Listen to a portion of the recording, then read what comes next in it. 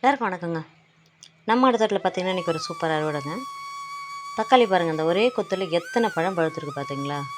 ஒரு 6-7 பழம் பழுத்துருக்குங்க. இந்த மாதிரி தினமும் தக்காளி நம்ம மாடித்தோட்டில் இப்போ காய்ச்சிதுன்னா நமக்கு எவ்வளோ சந்தோஷமாக இருக்கும்.